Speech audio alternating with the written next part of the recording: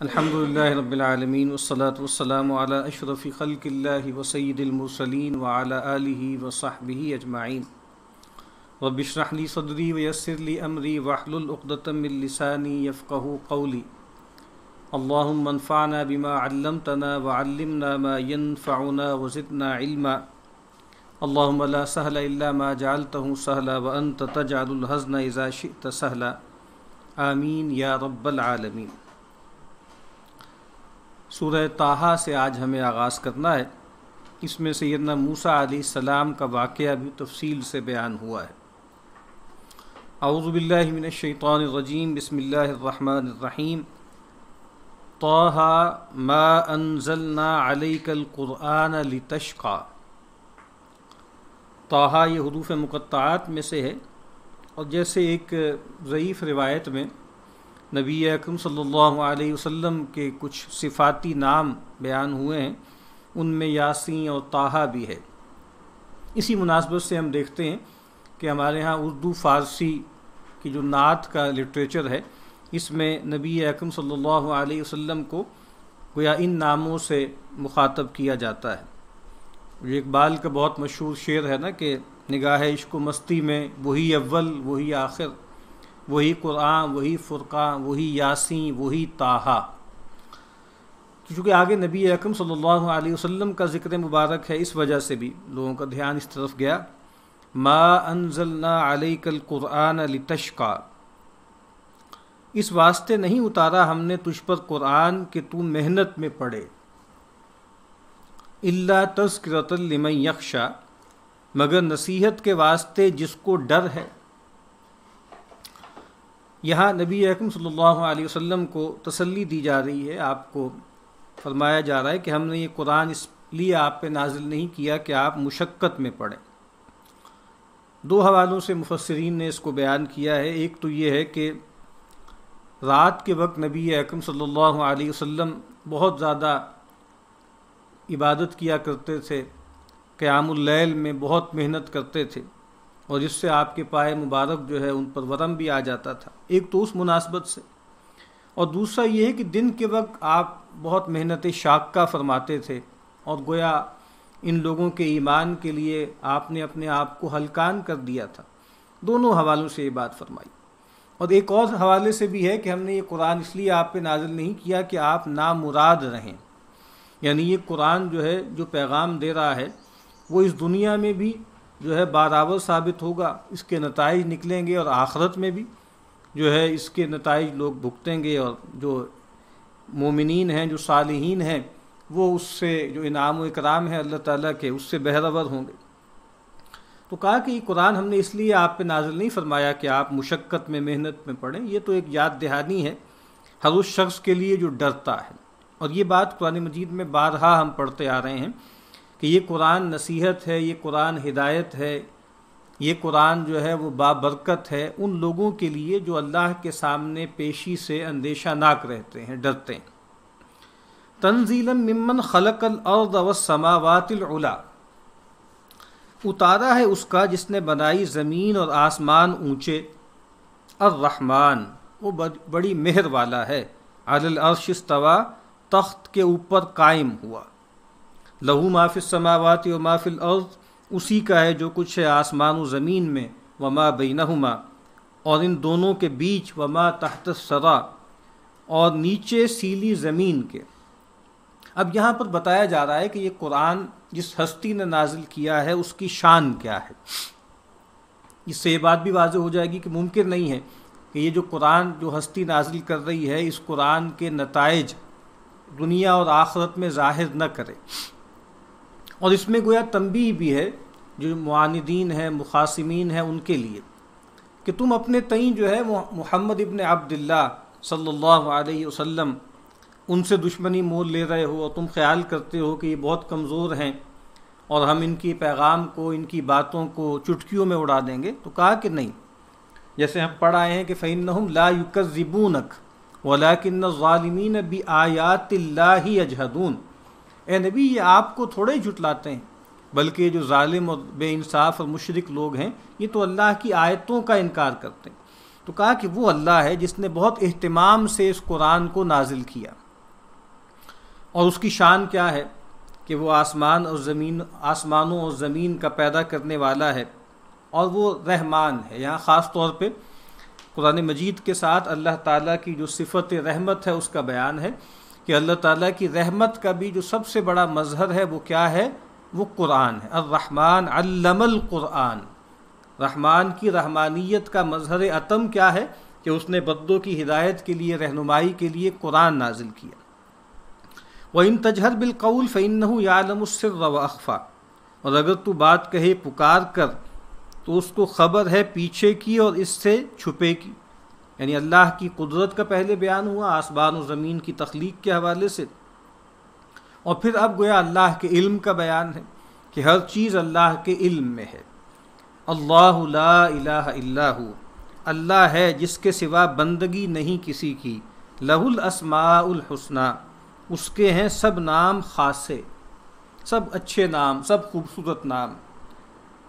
وَهَلْ أَتَاكَ حَدِيثُ مُوسیٰ، اب یہ بات کہ اللہ تعالیٰ جب کسی پیغمبر کو کتاب کے ساتھ مبعوث کرتے ہیں کسی متعین قوم کی طرف، تو پھر کیا احوال پیش آتے ہیں، اس کے لیے ایک بہت بڑی جیسے کیس اسٹڈی کے طور پہ بنی اسرائیل کا تذکرہ قرآن مجید میں جا بجا ہوا، اور اس میں گویا اہل کتاب کے لیے بھی بڑی نصیحت کے پہلو ہیں۔ تو اب یہاں سیدنا موسیٰ علیہ السلام کی جو بپتا ہے وہ بیان ہو رہی ہے، اور اس سے بھی یہ بات واضح ہو جائے گی کہ جب فرعون اور اس کا لاؤ لشکر جو خدم و حشم میں، طاقت میں، قوت میں، تعداد میں، غلبے میں قریش مکہ سے بہت آگے تھے، لیکن انہوں نے اللہ کے ایک جلیل القدر پیغمبر سیدنا موسیٰ علیہ السلام کا انکار کیا، تو پھر اللہ تعالیٰ نے ان کو جو ہے وہ جیتا نہیں چھوڑا، اور اللہ تعالیٰ نے جو ہے ان کو ہلاک کر دیا۔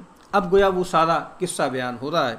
وَهَلْ أَتَاكَ حَدِيثُ مُوسیٰ، اور پہنچی ہے تجھ کو بات موسیٰ کی، اِذْ رَأَىٰ نَارًا، جب اس نے دیکھی ایک آگ، فقال، تو کہا، لِأَهْلِهِ، اپنے گھر والوں کو، امکثوا، ٹھہرو، انی آنست نارا، میں نے دیکھی ہے ایک آگ، لعلی آتیکم منہا بقبس، شاید لے آؤں تم پاس اس میں سے سلگا کر، او اجد علی النار ہدا، یا پاؤں اس آگ پر راہ کا پتہ۔ اب یہاں وہ معاملہ ہے کہ جب سیدنا موسیٰ علیہ السلام سے ایک قبطی کا نادانستگی میں قتل ہو گیا تھا، اور اس کے بعد پھر وہ اللہ کے حکم سے چلے گئے وہاں سے، اور پھر مدین گئے، اور وہاں پر جو ہے وہ معاملہ ہوا، اور جو شیخ مدین ہیں ان کی صاحبزادی سے ان کا نکاح ہو گیا، اور پھر انہوں نے 8 یا 10 سال وہاں پر بسر کیے، اور اب وہ واپس آ رہے ہیں اپنے بیوی بچوں کے ساتھ واپس آ رہے ہیں، تو اس رستے میں یہ معاملہ پیش آیا۔ تو وہاں پہ انہوں نے کوئی آگ دیکھی، کہا کہ بھئی دیکھو شاید میں کوئی سلگانے کے لیے چیز لے آؤں، گرمی بہت ہے، کچھ تپش ہمیں مل جائے گی، یا کچھ راہ ہم پر واضح ہو جائے گی۔ وہ بہت مشہور شعر ہے نا کہ خدا کی دین کا موسیٰ سے پوچھئے احوال، کہ آگ لینے کو جائیں پیمبری مل جائے۔ تو یہاں یہی معاملہ ہوا۔ فلما اتاہا، پھر جب پہنچا آگ پاس، نودی یا موسیٰ، آواز آئی اے موسیٰ، انی انا ربک، میں ہوں، میں تیرا رب، فاخلع نعلیک، سو اتار اپنی پاپوشیں، انک بالوادی المقدس طویٰ، تو ہے پاک میدان طویٰ میں۔ یہ مقام کا نام ہے، اس کا فائدہ ہے، وہ میدان آگے سے شاید بزرگ تھا، یعنی پہلے سے بزرگ تھا، یا اب ہو گیا، یعنی اللہ تعالیٰ کی تجلی کا ظہور ہوا وہاں پر، اس وجہ سے وہ جو ہے مبارک ہو گیا۔ ان کی پاپوشیں ناپاک تھیں، تو یہود یہ نہیں سمجھے پاک موزہ پاپوش بھی نماز میں اتارتے ہیں۔ ہمارے پیغمبر نے فرمایا تم نماز پڑھو موزے سے، پاپوش سے اگر پاک ہوں۔ یہاں شاہ صاحب نے ایک اور بات کہ اس سے گویا یہود کے ہاں ایک استنباط ہوا کہ جیسے پاپوش جو ہے یا جوتے جو ہیں وہ بجائے خود ناپاک ہوتے ہیں، اور ان کو پہنے ہوئے نماز نہیں پڑھی جا سکتی، تو نبی اکرم صلی اللہ علیہ وسلم نے اس کی اجازت دی۔ اور مشہور واقعہ ہے سیرت کا کہ ایک مرتبہ آپ نماز پڑھا رہے تھے تو آپ نے اپنے جوتے اتار دیے، تو صحابہ نے جب یہ منظر دیکھا تو انہوں نے بھی نماز کے دوران اپنے جوتے اتار دیے۔ تو بعد میں آپ نے لوگوں سے پوچھا کہ بھئی تم نے جوتے کیوں اتارے؟ تو کہا کہ اللہ کے نبی آپ کو ہم نے دیکھا تھا اس کے مطابق ہم نے بھی یہ امتثال امر کیا۔ تو آپ نے فرمایا کہ بھئی مجھے تو بتایا تھا جبریل نے کہ بھئی آپ کے جوتوں پر جو ہے وہ نجاست ہے، گندگی لگی ہوئی ہے، اس وجہ سے ہم نے اتارا ہے۔ بہرحال یہاں پر فرمایا کہ میں تمہارا رب ہوں تو تم اپنے جوتے اتارو۔ اس سے علماء نے استنباط کیا ہے کہ یہ جو جوتے ان کو اتارنے کا حکم دیا گیا تھا یہ تواضع کے لیے تھا، اور وہ جو اس مقام ہے اس کی عظمت کے لیے تھا۔ یہ جو ایکسپریشن ہے نا فخلا نعلیک، اس سے بہت سے جو ہے وہ صوفیانہ اشارات بھی بہت سے لوگوں نے نکالے ہیں۔ احمد بن الحسین القسی ایک متصوف فلسفی تھے، تو انہوں نے پوری ایک کتاب اس پر لکھی ہے خلع النعلین کے نام سے، اور مختلف استنباطات کیے ہیں کہ اصل میں کیا ہے کہ طرح الدنیا والہوا، کہ سیدنا موسیٰ علیہ السلام سے کہا تھا کہ بھئی دنیا کو اور اپنی خواہش نفس کو چھوڑ دو، یعنی گویا یہ دو جوتے ہیں، دنیا سے تعلق قطع کر لو، اپنی خواہشات نفس سے تعلق قطع کر لو، اور والتحرر، اور اسی طریقے سے جو ہے وہ اپنے آپ کو آزاد کر لو من ربعۃ الجسم والہوا، کہ جسم اور ہوا کی جو قید ہے اس سے اپنے آپ کو آزاد کر لو۔ تو بہرحال یہ جو خلع النعلین ہے اس سے بھی میں نے عرض کیا ہے نا کہ بہت سے عارفانہ اور اشاراتی گفتگو بھی لوگوں نے کی ہے۔ وَأَنَا اخْتَرْتُكَ فَاسْتَمِعْ لِمَا يُوحَىٰ، اور میں نے تجھ کو پسند کیا، تو سنتا رہ جو حکم ہو۔ اِنَّنِي أَنَا اللَّهُ، میں جو ہوں میں اللہ ہوں، لا الہ الا انا، کسی کی بندگی نہیں سوا میرے، فاعبدنی، سو میری بندگی کر، وَأَقِمِ الصَّلَاةَ لِذِكْرِي، اور نماز کھڑی رکھ میری یاد کو۔ تو یہ گویا اللہ تعالیٰ نے اپنا تعارف کرایا کہ میں اللہ ہوں، اور میں کیا ہوں، میں وہ ہوں جو میں ہوں، یعنی اللہ تعالیٰ کا تعارف جو ہے اس کے لیے کوئی اور بینچ مارک نہیں ہے۔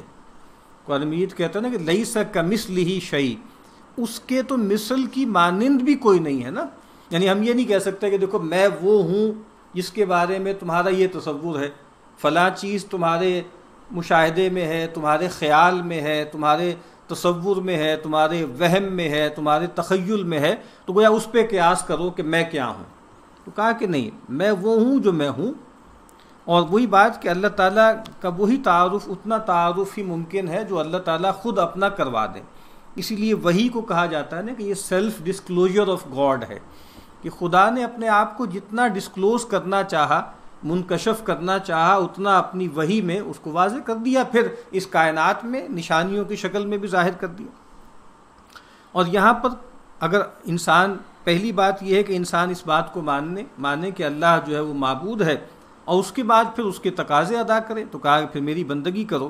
اور بندگی کا جو سب سے بڑا مظہر رہا ہے ہمیشہ سے وہ نماز ہے، ٹھیک ہے، وہ پرستش کا اظہار ہے، اور وہ سب سے بڑھ کر نماز میں ہوتا ہے۔ اور اس سے یہ بات بھی واضح ہو گئی کہ اصل مقصود کیا ہے، ذکر ہے۔ اللہ تعالیٰ کا اپنے بندے سے جو ایک میٹا آپ کہہ لیں حکم ہے نا، جو ایک میٹا مطالبہ ہے، وہ کیا ہے کہ بہر صورت بہر حال اپنے آپ کو اللہ کی طرف یکسو رکھے، اور اس کے لیے ضرورت کیا ہے کہ اللہ کی یاد کو قائم رکھے۔ تو کہا کہ نماز کا بھی اصل مقصد کیا ہے، اللہ کی یاد قائم کرنا۔ اور اسی لیے منافقین کے بارے میں کہا نا کہ لا یأتون الصلاۃ الا وہم کسالى، کہ نماز پاس نہیں آتے مگر بہت کسمساتے ہوئے، کسل مندی کے ساتھ، ولا یذکرون اللہ الا قلیلا، اور اللہ کا ذکر نہیں کرتے مگر بہت تھوڑا۔ ان الساعۃ آتیۃ، قیامت مقرر آنی ہے۔ یہ بہت اہم بات ہے، بار بار یہ بات عرض کی گئی کہ جو بھی اللہ نے وحی نازل کی، جو بھی کتابیں اتاری ہیں، ان سب کا بنیادی تھیم کیا ہے؟ ایک تو یہ ہے کہ یہ کائنات آپ سے آپ پیدا نہیں ہوئی، یہ مخلوق ہے، اللہ اس کا خالق ہے۔ انسان بھی خود سے جو ہے پیدا نہیں ہوا، انسان کا خالق بھی اللہ ہے، یہ سب سے بڑی حقیقت ہے، اور وہ اللہ ہے، اس کی بندگی کرنی ہے۔ اور دوسری بات یہ ہے کہ انسان بھی فانی ہے، کائنات بھی فانی ہے، اور اس دنیا کے بعد ایک اور عالم وجود میں آئے گا جہاں پر محاسبہ ہوگا۔ تو کہا کہ دنیا کا خاتمہ ہو کر رہے گا۔ الساعہ کسے کہتے ہیں؟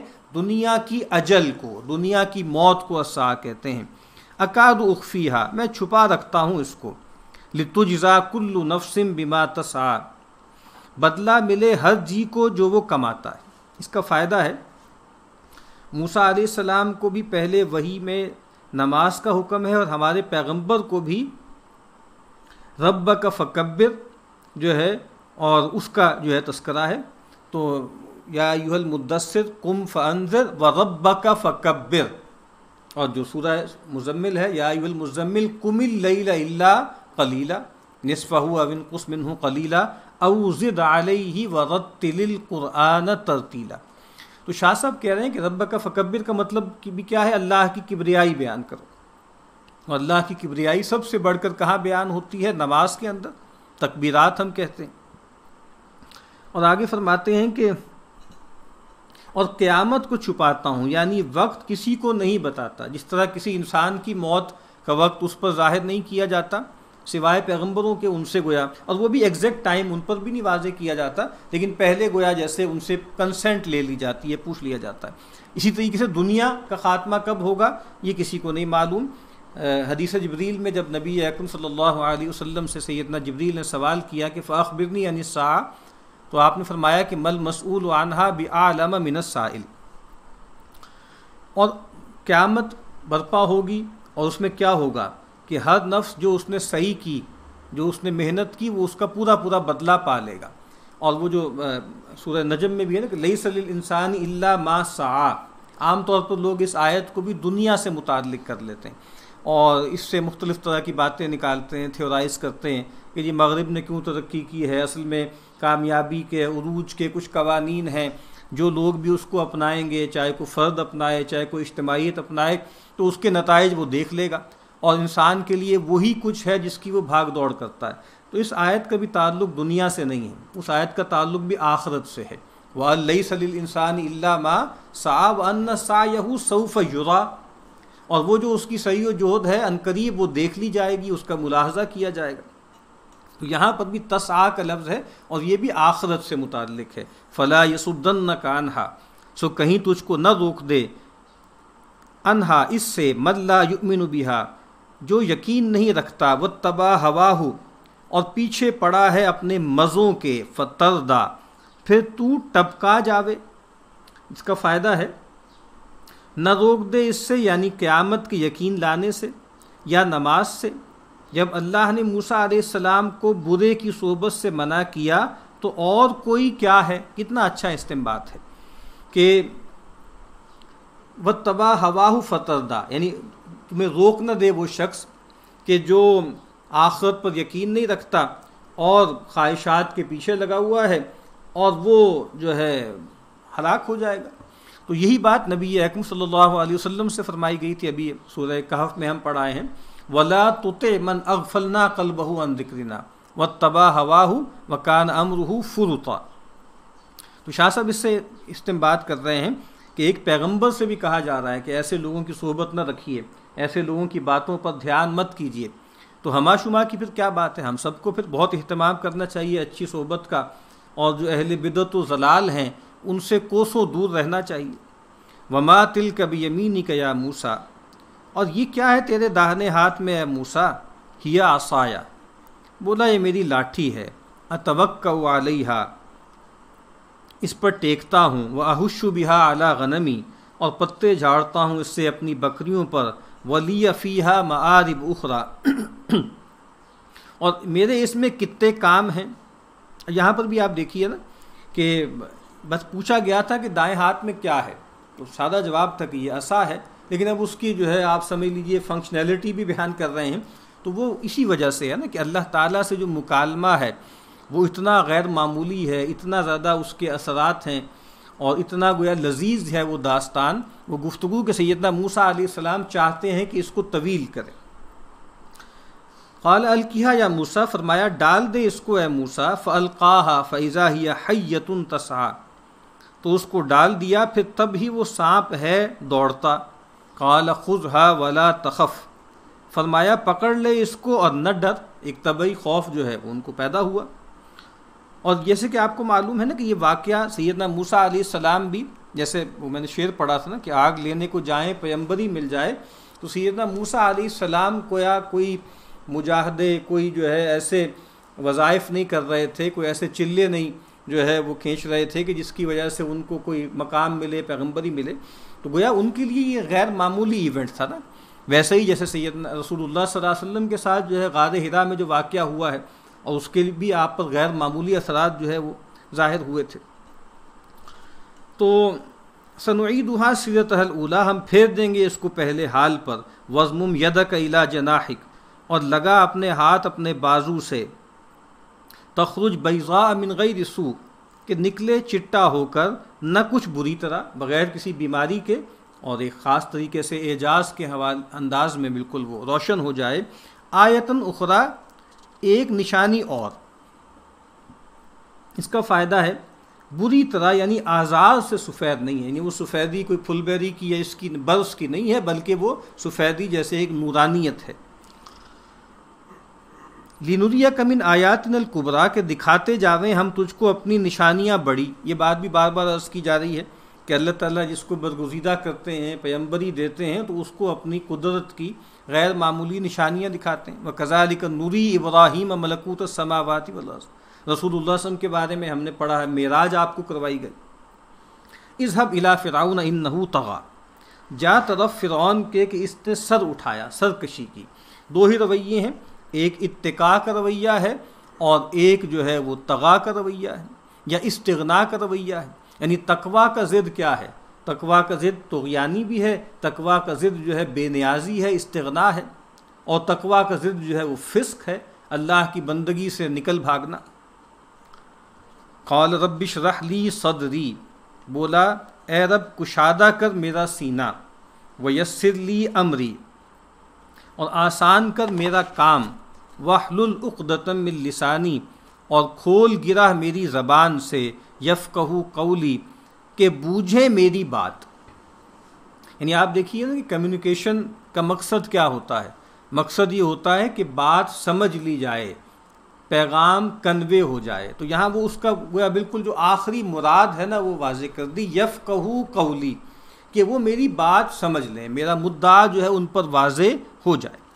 یہاں ہمارے یہاں جو اسرائیلی روایات میں ہے نا، اور قصے لکھے ہوئے ہیں کہ اصل میں ان کی زبان میں لکنت تھی، اور اس لکنت کا سبب بھی بیان کیا گیا کہ اصل میں جو ہے وہ جب فرعون کو بتایا گیا جوتشیوں نے کہ ایک بچہ ہوگا اور تمہاری سلطنت کو الٹ دے گا، اور اسی وجہ سے اس نے لڑکوں کو قتل کرنے کا حکم دیا، اور پھر سیدنا موسیٰ علیہ السلام ایک معجزانہ طور پہ اس کے محل میں جو ہے وہ پلے بڑے ہیں، تو پھر بھی گویا ان کو اشکال رہا، تو انہوں نے کہا کہ بھئی اس کی دانش کا امتحان لیتے ہیں۔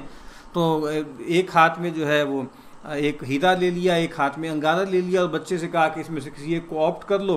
تو جو ہے سیدنا موسیٰ نے بچپنے میں وہ انگارہ اٹھا کے اپنی زبان پہ رکھ لیا، جس سے ان کی زبان جل گئی اور جس کی وجہ سے لکنت آ گئی۔ یہ بلا وجہ کا ایک گپ ہے، ایک افسانہ ہے، اور یہ بات کہ کوئی لکنت وغیرہ تھی ایسی بات نہیں ہے، بس یہ ہے کہ وہ اتنے فصیح اللسان نہیں تھے۔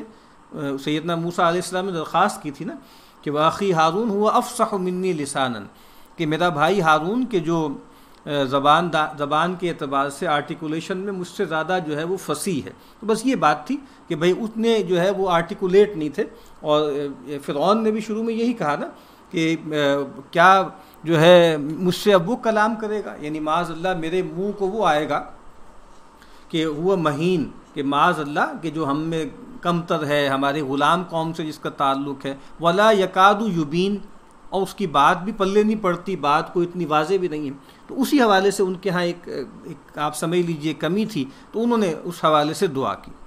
وَجَعَلْ لِي وَزِيرًا مِّنْ أَهْلِي، اور دے مجھ کو ایک کام بنانے والا میرے گھر کا۔ تو وزیر، اسی لیے ہمارے ہاں جو وزیر کا لفظ ہے وہ اسی سے ہے نا، وزر سے ہے، بوجھ سے ہے، بوجھ بانٹنے والا، لوڈ شیڈنگ کرنے والا، کہ کچھ مجھ پر کوئی بوجھ ہے وہ شیڈ ہو جائے، وہ اور لوگوں میں تقسیم ہو جائے۔ ابھی بھی جو ہے یہ دعا کرنی چاہیے، رب اشرح لی صدری ویسر لی امری واحلل عقدۃ من لسانی یفقہوا قولی واجعل لی وزیرا من اہلی۔ یہ بھی بہت اہم دعا ہے، خاص طور پر اگر انسان جو ہے وہ شادی شدہ ہو، تو اس حوالے سے اس میں بڑی مناسبت ہے کہ انسان کی دینداری میں بڑی رکاوٹ پیدا ہو جاتی ہے اگر اس کی گھر والی جو ہے وہ اس کے ہم خیال نہ ہو اور وہ دینی اقدار کو اس طرح قبول کرنے والی نہ ہو۔ تو اس دعا میں خاص طور پر گویا بیوی بچے اور بھائی بند جو ہیں وہ بھی شامل۔ وزیرا من اہلی ہارون اخی، ہارون میرا بھائی، اشدد بہ ازری، اس سے بندھا میری کمر، واشرکہ فی امری، اور شریک کر اس کو میرے کام کا، میرے کام میں شریک کر دے اس کو۔ ایسے بڑے پیغمبروں کو خلق کی طرف بہت خیال نہیں ہوتا، ایک پیشکار چاہیے کہ خلق کو سہج میں سمجھاوے۔ ہمارے پیغمبر کے آگے ابو بکر تھے، اول پیغمبری کے وقت بہت لوگ ان کے سمجھانے سے ایمان میں آئے۔ گویا وہ شاہ صاحب یہ کہہ رہے ہیں کہ گویا اللہ کے نبی صلی اللہ علیہ وسلم کے جو وزیر جو تھے ان کے خاندان والوں میں یا ان کی برادری میں، وہ سیدنا ابو بکر بنے، اور گویا بوجھ بانٹا، اور کتنے ہی لوگ سیدنا ابو بکر جو ہے ان کی دعوت سے ایمان لے آئے۔ تو کئی نسبحک کثیرا، کہ تیری پاک ذات کا بیان کریں ہم۔ ویسے آپ کو معلوم ہے حدیث میں تو یہ مرتبہ جو ہے وہ سیدنا علی رضی اللہ تعالی عنہ کا بیان کیا ہے۔ جب ایک موقع پر آپ نے ان کو روکا تو انہوں نے کچھ جو ہے پریشانی کا اظہار کیا، تو آپ نے فرمایا کہ یعنی ایک جنگ کے موقع پہ آپ نے کہا کہ تم پیچھے رہو، تو انہوں نے کچھ جو ہے اپنی پریشانی کا اظہار کیا، تو آپ نے فرمایا کہ اے علی، کیا تم اس پہ راضی نہیں ہو کہ میرا تم سے تعلق ویسا ہی ہو جیسے ہارون کا جو ہے وہ موسیٰ کے ساتھ تھا، یا موسیٰ کا ہارون کے ساتھ تھا، سوائے اس کے کہ میرے بعد کوئی نبی نہیں ہے۔ ظاہری بات سیدنا موسیٰ جو ہیں وہ بھی نبی رسول تھے، اور جو پیچھے چھوڑ کر گئے تھے، جانشین بنا کر گئے تھے، جب وہ کوہ طور پر گئے تھے نا، تو سیدنا ہارون کو بنا کر گئے تھے، لیکن وہ دونوں پیغمبر تھے۔ تو یہاں کہا کہ جو ہے تم پیغمبر نہیں ہو لیکن تعلق ایسا ہی ہے۔ تو اشدد بھی ازری واشرکہ فی امری کئی نسبحک کثیرا، کہ تیری پاک ذات کا بیان کریں ہم بہت سا، ونذکرک کثیرا، اور یاد کریں تجھ کو بہت سا، انک کنت بنا بصیرا، تو ہے ہم کو خوب دیکھتا۔ یعنی اللہ کی تسبیح، اللہ کا ذکر، یعنی اللہ تعالیٰ جس کو پیغمبری کے عہدے پر فائز کرتے ہیں، گویا ان کے لیے سب سے بڑا امر کیا ہوتا ہے، پیچھے ہم نے پڑھ لیا کہ میری یاد کو قائم رکھو۔ تو یہاں پر بھی وہ کہہ رہے ہیں تاکہ ہم تیری خوب تسبیح کریں اور یہ خوب یاد رکھیں۔ قال قد اوتیت سؤلک یا موسیٰ، فرمایا ملا تجھ کو تیرا سوال ہے موسیٰ، جو تم نے طلب کیا وہ دے دیا گیا۔ وَلَقَدْ مَنَنَّا عَلَيْكَ مَرَّةً أُخْرَى، اور احسان کیا ہم نے تجھ پر ایک بار اور، یہ پہلا احسان نہیں ہے جو ہم نے تجھ پر کیا۔ اِذْ أَوْحَيْنَا إِلَىٰ أُمِّكَ مَا يُوحَىٰ، جب حکم بھیجا ہم نے تیری ماں کو جو آگے سناتے ہیں۔ آگے شاہ صاحب لکھتے ہیں ان کی ماں کو یہ بات خواب میں کہی، اس سے پیغمبر نہ ہو گئیں، یعنی یہ خواب میں اللہ تعالیٰ نے ان کو یہ بات بتائی۔ اَنِقْذِ فِيهِ فِي التَّابُوتِ، اور اللہ کے نبی نے فرمایا ہے نا کہ یہ جو چینل ہے اللہ تعالیٰ کی رہنمائی کا، یہ ختم نبوت کے بعد بھی باقی رہے گا۔ لم یبق من النبوۃ الا المبشرات، آپ نے کہا کہ نبوت میں سے کچھ باقی نہیں رہا سوائے مبشرات کے۔ پوچھا گیا وما المبشرات، تو آپ نے فرمایا کہ الرؤیا الصالحہ، یا کچھ روایتوں میں الرؤیا الصادقہ، کہ یہ نیک خواب ہیں جو کسی بھلے آدمی کو آئیں۔ انقذ فیہ فی التابوت، کیا وحی کی تھی کہ ڈال اس کو صندوق میں، فقذ فیہ فی الیم، پھر اس کو ڈال دے پانی میں، فلیلقہ الیم بالساحل، پھر پانی اس کو لے ڈالے کنارے پر، یأخذہ عدو لی وعدو لہ، اٹھا لے اس کو ایک دشمن میرا اور اس کا، وَأَلْقَيْتُ عَلَيْكَ مَحَبَّةً مِّنِّي، اور ڈال دی میں نے تجھ پر محبت اپنی طرف سے، وَلِتُصْنَعَ عَلَىٰ عَيْنِي، اور تا تیار ہو تو میری آنکھ کے سامنے۔ اب یہاں پر گویا بتایا گیا کہ کیا کرنا ہے، کہ تابوت میں ڈال دو اور اس کو جو ہے دریا میں بہا دو، اور پھر پوری بات بتا دی کہ اس کو ایک ایسا شخص اٹھائے گا جو میرا بھی دشمن ہے اور اس کا بھی دشمن ہے، اور پھر کہا کہ ایک خاص طرح کا موہنا پن ہم ان پہ ڈال دیں گے کہ جس کی وجہ سے وہ جیسے ہوا ایسا ہی ہے کہ وہ بچہ دیکھ کر جو ہے فرعون کی جو اہلیہ تھیں سیدہ آسیہ، ان کا دل موم ہو گیا، اور انہوں نے کہا کہ ہم اس کو جو ہے اپنے پاس رکھ لیں، اس کو ہم بچہ ہی اپنا بنا لیں۔ استمشی اختک، جب چلنے لگی تیری بہن، اور انہوں نے اللہ کے حکم پر یہ کر تو دیا لیکن بادل ماں کا دل گھبرا رہا تھا، تو انہوں نے کہا کہ بھئی تم ذرا چپکے سے ایک طرف ہو کر ساتھ ساتھ چلتی رہو، دیکھو یہ پانی کہاں اس کو لے کے جاتا ہے۔ فتقول هل ادلکم علی من یکفل، اور کہنے لگی میں بتاؤں تم کو ایک شخص کہ اس کو پالے۔ اب یہاں اس کو شارٹ کیا ہے قصے کو، اور جگہ بیان ہوا ہے کہ پھر وہ فرعون کے جو ہے دربار میں اٹھا لیا گیا، اور اس کے بعد جو ہے جب ان کو اڈاپٹ کر لیا تو پھر دائیاں تھیں ان سے کہا گیا ان کو دودھ پلائے، لیکن وہ کسی کا دودھ قبول نہیں کر رہے تھے۔ تو وہیں پر جو ہے وہ جن کی بہن تھی وہاں پہنچی، اور اس نے کہا کہ بھئی ایک گھر والے ہیں میں تمہیں بتاتا ہوں کہ وہ جو ہے ایک خاتون ہے، ان کا دودھ جو ہے یہ قبول کر لیں گے۔ فرجعناک الی امک کئی تقر عینھا ولا تحزن، پھر پہنچایا ہم نے تجھ کو تیری ماں پاس کہ ٹھنڈی رہے اس کی آنکھ اور غم نہ کھاوے۔ یہ بات پہلے بھی عرض کی گئی تھی کہ اللہ تعالیٰ آزماتے ہیں، لیکن آزمائش میں تنہا نہیں چھوڑتے، مدد کرتے ہیں۔ اتنی بڑی آزمائش میں اللہ نے ان کو ڈالا کہ شیر خوار بچے کو جو ہے ایک ٹوکری میں ڈال کے دریا کے حوالے کر دو، لیکن اس کے بعد پھر کس طریقے سے وہ بچہ انہی کی طرف جو ہے وہ لوٹا دیا گیا۔ وقتلت نفسا، اب ایک بہت بڑا احسان جو بالکل آپ سمجھ لیں پنگھوڑے میں ان کے ساتھ کیا تھا، اب بالکل جوانی کا ایک واقعہ بیان ہو رہا ہے۔ وقتلت نفسا، اور تو نے مار ڈالی ایک جان، فنجیناک من الغم، پھر نکالا ہم نے تجھ کو اس غم سے، وفتناک فتونا، اور جانچا تجھ کو ایک ذرہ جانچنا، یعنی خاص طریقے سے تمہاری آزمائش ہوئی، جانچ ہوئی، وطن چھوڑنا پڑا، وہاں جا کے رہنا پڑا، بہت محنت کشی کی زندگی وہاں تم نے بسر کی۔ فلبثت سنین فی اہل مدین، پھر ٹھہرا تو کئی برس مدین والوں میں۔ زیادہ امکان یہی ہے چونکہ انہوں نے جو معاہدہ کیا تھا نا کہ بھائی چاہے 8 برس یا 10 برس، زیادہ امکان یہ ہے کہ وہ ایک چونکہ محسن تھے تو انہوں نے یعنی جو بہترین طریقہ تھا کسی معاہدے کو پورا کرنے کا وہی کیا ہوگا، اور گویا 10 برس گزار کر آئے۔ ثم جئت علی قدر یا موسیٰ، پھر آیا تو تقدیر سے اے موسیٰ۔ یہ بہت اہم بات ہے کہ یہ جو سارا ایپیسوڈ ہوا ہے کہ تم جو ہے وہ ایک قبطی تم سے قتل ہو گیا، پھر تم وہاں چلے گئے مدین اور وہاں پر رہے، اور پھر اس کے بعد واپس آ رہے تھے، اور پھر جو ہے ایک آگ تمہیں نظر آئی یا تم یہاں تک پہنچے، ان میں سے کوئی چیز بھی رینڈم نہیں ہے، کوئی الل ٹپ نہیں ہو رہی، اللہ کی ایک تقدیر ہے، اللہ کا اندازہ ہے۔ وَاصْطَنَعْتُكَ لِنَفْسِي، اور بنایا میں نے تجھ کو خاص اپنے واسطے، خاص اپنے واسطے میں نے تجھے بنایا ہے۔ اذهب انت واخوك بآیاتی، جا تو اور تیرا بھائی لے کر میری نشانیاں، ولا تنیا فی ذکری، اور سستی نہ کرو میری یاد میں۔ پھر وہی بات بار بار، اللہ کی یاد، اللہ کی یاد، اللہ کی یاد۔ خود نبی اکرم صلی اللہ علیہ وسلم کو دیکھیے، جہاں پر آزمائشیں آتی، تکلیفیں آتی، پریشانیاں آتی، اور آپ کو ثابت قدمی اور صبر کی تلقین کی جاتی، وہاں ساتھ تسبیح اور تحمید کا ذکر ہوتا۔ تو یہاں مجھے یاد رکھنا۔ اذهبا الی فرعون انہ طغی، جاؤ طرف فرعون کے اس نے سر اٹھایا۔ فقولا لہ قولا لینا، یہ بہت اہم بات ہے، سو کہو اس سے بات نرم۔ لعلہ یتذکر او یخشی، شاید وہ سوچ کرے یا ڈرے۔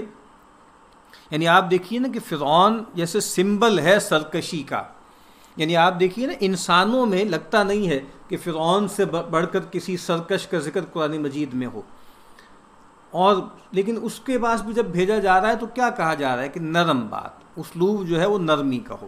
خود نبی اکرم صلی اللہ علیہ وسلم سے فرما دیا گیا کہ فبما رحمت من اللہ لنت لہم، کہ اللہ کا فضل ہے آپ پر کہ آپ ان پر بہت نرم ہیں، شفیق ہیں۔ وَلَوْ كُنْتَ فَظًّا غَلِيظَ الْقَلْبِ لَانفَضُّوا مِنْ حَوْلِكَ، تو قَوْلًا لَجِّنًا، نرم بات کرنا۔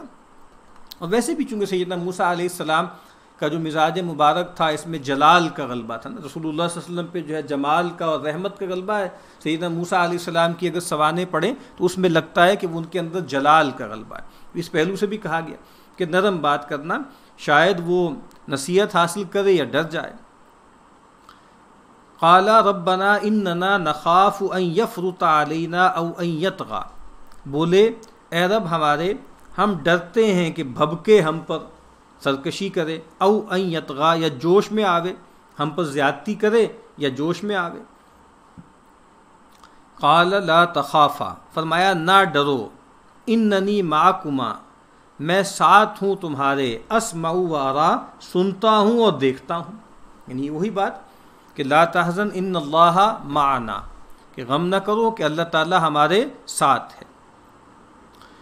فأتیاہ، سو جاؤ اس پاس، فقولا، اور کہو انا رسولا ربک، ہم دونوں بھیجے ہیں تیرے رب کے، فارسل معنا بنی اسرائیل، سو چلا دے ہمارے ساتھ بنی اسرائیل۔ سیدنا موسیٰ علیہ السلام، ان کی جو بنیادی ذمہ داری تھی، ظاہری بات ہے اللہ کا پیغام پہنچانا، شرک سے لوگوں کو روکنا، توحید پر عامل کرنا، لیکن اس کے ساتھ ساتھ جو ایک اور ان کی ذمہ داری تھی وہ ایمینسیپیشن تھی، یعنی سیدنا موسیٰ علیہ السلام بھی ایک امت مسلمہ ہی کی طرف مبعوث ہوئے تھے، یعنی بنی اسرائیل کی طرف مبعوث ہوئے تھے جن کے ہاں کتاب و شریعت کا پورا ایک سلسلہ جاری تھا. ٹھیک ہے، ارسلنا رسولنا تترا، ہم نے بنی اسرائیل میں تو رسول بھیجے پے در پے، ایک کے بعد ایک، ایک کے بعد ایک. تو ان کی جو ہے آپ سمجھ لیجئے ذمہ داریوں میں ایک بنیادی ذمہ داری، اس طرح سیدنا مسیح کی بنیادی ذمہ داریوں میں ایک ذمہ داری کیا تھی؟ رسول اللہ صلی اللہ علیہ وسلم کی بشارت دینا، خوشخبری سنانا. تو سیدنا موسیٰ علیہ السلام کی ایک ذمہ داری یہ بھی تھی. اصل میں تو اللہ کی بندگی کی دعوت ہے نا. تو اللہ کی بندگی جو ہے وہ کیا ہے کہ یعنی آپ دیکھیے اگر انسان غلام ہو، اور اس زمانے کے جیسے معاملہ تھا کہ جو بادشاہ ہوتے تھے، جو مالک ہوتے تھے، ان کی مرضی کے بغیر انسان کوئی دین اختیار نہیں کر سکتا تھا. اور رسول اللہ صلی اللہ علیہ وسلم کے زمانے تک بھی معاملہ یہی تھا نا. اسی کو فتنہ کہا گیا ہے، پرسیکیوشن، کہ لوگوں کو شرک پہ مجبور کیا جائے. تو یہاں پر بھی معاملہ یہ تھا. تو گویا ان کی بندگی کو مکمل کرنے کے لیے ضروری تھا کہ ان کو فرعون کے چنگل سے نکالا جائے، ایک آزاد سرزمین میں وہ جائیں اور وہاں پر اپنی مرضی سے اللہ کی بندگی کر سکیں. تو اسی سے گویا جو آپ سمجھ لیجئے کہ جو پولیٹیکل آپ جس کو ہم کہتے ہیں نا کہ سیاسی معنوں میں آزادی حاصل کرنا، کہ انسان جو ہے وہ خاص طور پہ غیر مسلموں کا جو ہے انسان جو ہے ان کے تحت نہ ہو، ان کی غلامی میں نہ ہو، اس کا گویا ایک دینی پہلو بھی ہے جو یہاں سے بھی واضح ہو رہا ہے. تو لیکن اس سے ہمارے ہاں یہ ہوا ہے نا کہ جس طرح بہت سے کمیونسٹ لوگ ہیں، وہ چونکہ پوری تاریخ کو دیکھتے ہیں خاص طرح سے کلاس کنفلکٹ کے حوالے سے، ایک ڈائلیکٹیکل خاص طرح سے کنفلکٹ وہ دیکھتے ہیں، تو وہ پیغمبروں کی جو تاریخ ہے ان کی سوانح کو بھی اسی طرح دیکھتے ہیں. بہت معروف ایک صاحب علم تھے جو مارکسسٹ تھے، سبط حسن صاحب، یعنی لیفٹ کے آدمی تھے. تو ان کی ایک پوری کتاب ہے، اس کا نام یہی ہے موسیٰ سے مارکس تک. یعنی وہ یہ دیکھ رہے ہیں کہ جس طرح مارکس آیا اور اس نے جو ہے وہ انسانوں کی ایمنسیپیشن اور ان کو جو ہے اس کلاس جو ہے وہ جو اس میں پڑے ہوئے ہیں خاص طرح کی غلامی سے اس سے نکالیں. تو گویا سیدنا موسیٰ علیہ السلام بھی اسی طریقے سے گویا اسی کلاس کانشسنس کو پیدا کرنے کے لیے آئے تھے، اور اس لیے آئے تھے کہ لوگوں کو جو ہے وہ غلامی سے نکالیں. یعنی وہی جو ان کا ایک روزمرہ ہے نا کہ وہ آئے تھے، گویا کس لیے آئے تھے کہ جو پرولیٹیریٹ تھے اس کو بورژوا کی غلامی سے نکالنے کے لیے آئے تھے. فارسل معنا بنی اسرائیل ولا تعذبہم، سو چلا دے ہمارے ساتھ بنی اسرائیل اور ان کو اور نہ ستا ان کو. قد جئناک بآیۃ من ربک، ہم آئے ہیں تیرے پاس نشانی لے کر تیرے رب کی. والسلام علی من اتبع الہدی، اور سلامتی ہو اس کی جو مانے راہ کی بات. والسلام علی من اتبع الہدی، نبی اکرم صلی اللہ علیہ وسلم جب آپ نے خطوط لکھے تھے بادشاہوں کو، حکمرانوں کو، تو وہاں پر ان کو سلامتی کے لیے یہی اسلوب اختیار کیا تھا، السلام علی من اتبع الہدی، کہ سلامتی ہے اس شخص کے لیے کہ جو الہدا، جو اللہ تعالیٰ کی طرف سے ہدایت ہے اس کی پیروی کرے. اور یہی آپ سمجھ لیجئے پہلا امر یہی دیا گیا آدم کو کہ فَإِمَّا يَأْتِيَنَّكُم مِّنِّي هُدًى فَمَن تَبِعَ هُدَايَ فَلَا خَوْفٌ عَلَيْهِمْ وَلَا هُمْ يَحْزَنُونَ إِنَّا قَدْ أُوحِيَ إِلَيْنَا، ہم کو حکم ہوا ہے ان العذاب علی من کذب وتولی، کہ عذاب اس پر ہے جو جھٹلاوے اور منہ پھیرے. عذاب کس وجہ سے آتا ہے؟ دنیا میں عذاب آتا ہے رسولوں کی قوموں پر، وہ بھی اسی وجہ سے آتا ہے. تولا، اور یعنی آپ کہہ لیجئے کہ انسان روگردانی کرے اور تکذیب کرے، اور آخرت میں بھی عذاب کا سبب یہی ہوگا. قال فمن ربکما یا موسیٰ، بولا پھر کون ہے صاحب تم دونوں کا؟ قال ربنا الذی اعطى كل شیء خلقه ثم هدى، کہا صاحب ہمارا وہ ہے جس نے دی ہر چیز کو اس کی صورت پھر راہ سجائی. یعنی کھانے پینے کا ہوش دیا، بچے کو دودھ پینا وہ نہ سکھاوے تو کوئی نہ سکھا سکے. یہاں ایک خاص طرح سے جو آپ کہہ لیجئے کہ جبلی ہدایت ہے نا، شاہ صاحب اس کی طرف اشارہ کر رہے ہیں. وہ جو سورہ بلد میں ہے نا وَهَدَيْنَاهُ النَّجْدَيْنِ، وہاں پر بھی کچھ مفسرین نے یہ کہا ہے کہ جیسے جو ماں کے پستان ہیں ان کی طرف اشارہ ہے. اور یہ ایک خلقی جو آپ سمجھ لیجئے وجدان اللہ نے بندوں کو دیا ہے کہ بچوں کو معلوم ہوتا ہے کہ ان کی غذا کہاں ہے اور ماں کے جو ہے سینے سے دودھ کیسے اس سے حاصل کرنا ہے. لیکن عموم میں ہے کہ جس نے پیدا کیا ہے وہی ہدایت دے گا. الذی خلق فسوی والذی قدر فہدی. تو ان علینا للہدی، ہمارے ذمے ہے ہدایت دینا، رہنمائی کرنا۔ قال فما بال القرون الاولی، بولا پھر کیا حقیقت ہے ان پہلی سنگتوں کی؟ یعنی یہ بات اب بہت خاص طرح سے جیسے اس نے ایک ٹرک کی ہے کہ وہ چاہتا تھا کہ بھائی جو ہے وہ اب پوچھے نا کہ بھائی پرانے لوگوں کا کیا بنے گا، ہمارے باپ دادوں کا کیا بنے گا، تم یہ جو بات کر رہے ہو اس سے تو گویا وہ سب ڈسکریڈٹ ہو جاتے ہیں، وہ ضال اور مضل قرار پاتے ہیں۔ تو اس سے فرعون نے چاہا نا کہ اس کے جو حواری ہیں، اس کے جو آپ کہہ لیں اہل دربار ہیں، ان کے اندر کی عصبیت جاہلی اور حمیت جاہلی کو ابھارے۔ اب یہ کہیں گے وہ تو جہنمی ہے، تو اس سے کیا ہے کہ ان کے اندر کی عصبیت جو ہے وہ اٹھے گی اور وہ مخالف ہو جائیں گے۔ لیکن آپ دیکھیے کیا خوبصورت جواب دیا سیدنا موسیٰ نے۔ اس سے یہ بات بھی واضح ہوتی ہے نا کہ پیغمبر بلا وجہ میں ناروا قسم کا جو تصادم ہوتا ہے نا اس ٹریپ میں نہیں آتے۔ تو کیا کہا؟ قال علمھا عند ربی فی کتاب، کہا ان کی خبر میرے رب کے پاس لکھی ہے۔ لا یضل ربی ولا ینسا، نہ بہکتا ہے میرا رب اور نہ بھولتا ہے، اس کے پاس اس کا ریکارڈ ہے، اللہ ہی نے فیصلہ کرنا ہے۔ الذی جعل لکم الارض مہدا، اب وہ اللہ کون ہے؟ اس نے پیدا کیا ہر چیز کو، پھر ہدایت دی۔ اب اس کا مزید تعارف ہے، وہ ہے جس نے بنا دی تم کو زمین بچھونا، وسلک لکم فیہا سبلا، اور چلا دی تم کو اس میں راہیں، وانزل من السماء ماء، اور اتارا آسمان سے پانی، فاخرجنا به ازواجا من نبات شتى، پھر نکالا ہم نے اس سے بھانت بھانت کا سبزہ۔ کلوا وارعوا انعامکم، کھاؤ اور چراؤ اپنے چوپایوں کو۔ ان فی ذلک لآیات لأولی النہی، البتہ اس میں پتے ہیں عقل رکھنے والوں کو۔ اس کا فائدہ ہے، یہ اللہ کلام فرماتا ہے، دہریوں کی آنکھ کھولنے کو اس کی تدبیریں اور قدرتیں دیکھو، عقل ہے سمجھ لو گے۔ وہی بات کہ اللہ تعالیٰ کا معاملہ اتنا بدہی، اتنا ظاہری، اتنا سیلف ایویڈنٹ ہے کہ انسان اپنے وجود پہ غور کر لے، اس کائنات پر نظر دوڑائے تو اللہ کی معرفت کی نشانیاں ہر چہار طرف جو ہیں وہ بکھری ہوئی۔ اب یہاں کہا کہ دیکھو ہم جو ہے آسمان سے پانی برساتے ہیں، اس سے چارہ بھی نکلتا ہے، اس سے میوے بھی نکلتے ہیں، اس سے غلے بھی اگتے ہیں، خود بھی کھاؤ، اپنے جو ہے وہ چوپایوں کو بھی ان میں چراؤ۔ اور کہا کہ اس میں جو ہے عقل، نہا، یہاں عقل کے لیے لفظ کیا ہے؟ نہا، ٹھیک ہے؟ تو عقل کے لفظ کے اندر بھی رکنا ہے، نہا کے اندر بھی ممانعت کا پہلو ہے، ہجر کا لفظ استعمال ہوا ہے۔ ان فی ذالک کہا نا کہ اس میں لذی حجر، کہ اس میں جو ہے عقل والوں کے لیے، حجر کا ترجمہ بھی کیا گیا؟ عقل۔ تو عقل کے اندر کیا ہے؟ باندھنا، روکنا، ٹھیک ہے؟ اور جو ہے بگ ٹوٹ انسان زندگی بسر نہ کرے، بلکہ ایک ڈسپلن زندگی بسر کرے، اپنے آپ کو روک کر رکھے، کنسٹرینٹ زندگی بسر کرے۔ منہا خلقناکم، اسی زمین سے ہم نے تم کو بنایا، وفیہا نعیدکم، اور اسی میں تم کو پھر ڈالتے ہیں، ومنہا نخرجکم تارۃ اخری، اور اسی سے نکالیں گے تم کو دوسری بار۔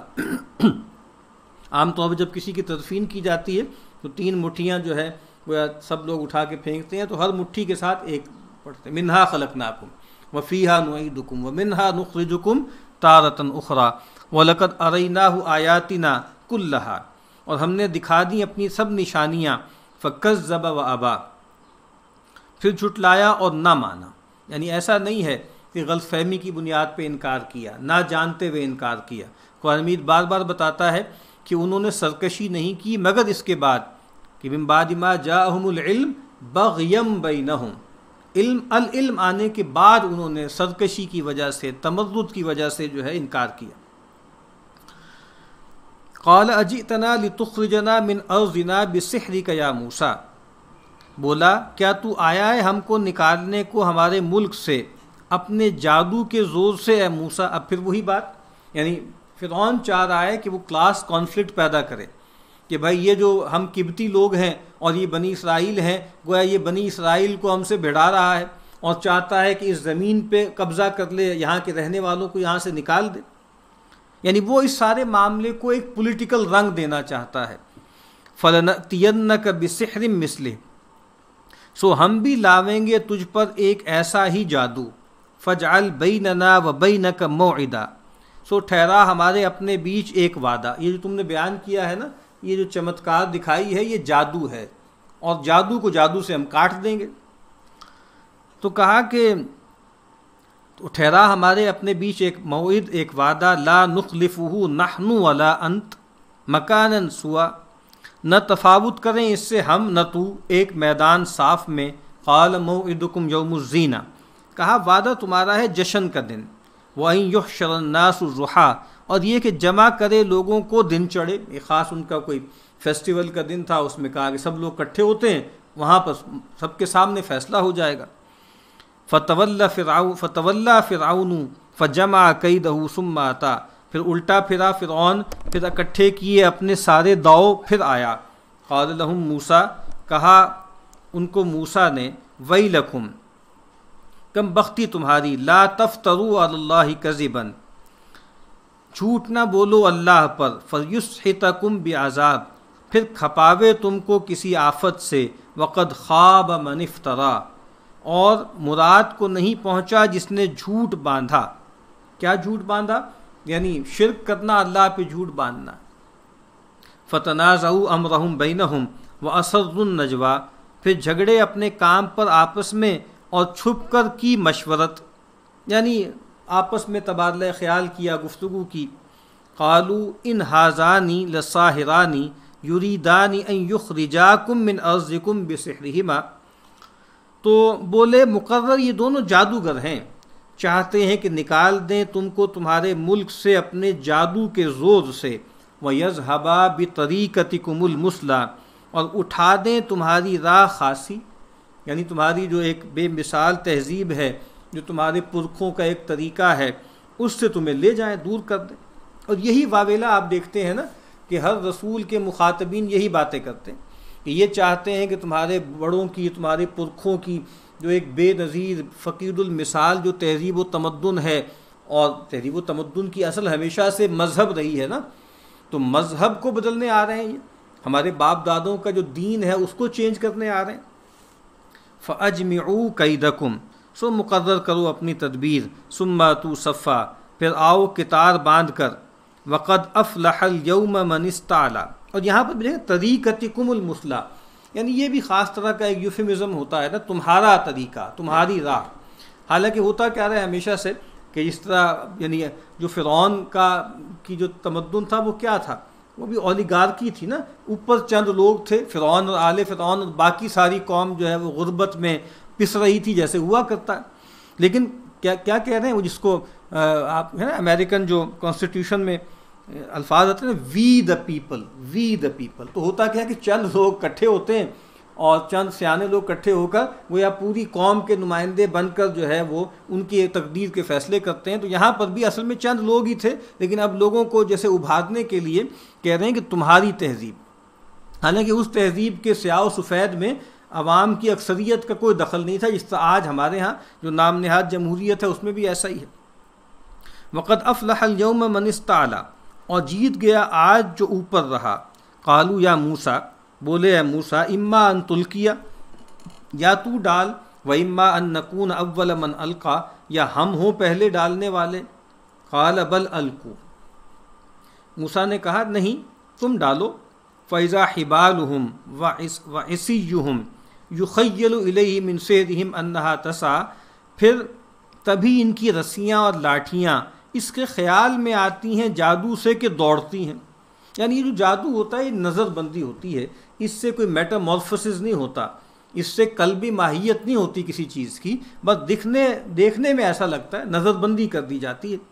فَأَوْجَسَ فِي نَفْسِهِ خِیفَةً موسیٰ، پھر پانے لگا اپنے جی میں ڈر موسیٰ۔